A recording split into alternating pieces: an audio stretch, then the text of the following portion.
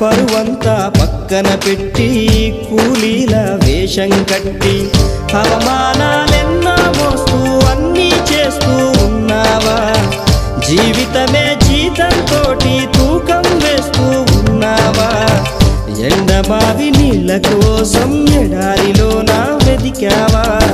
ముళ్ళదారిలోన నువ్వు గాయమయ్యి నిలిచావా?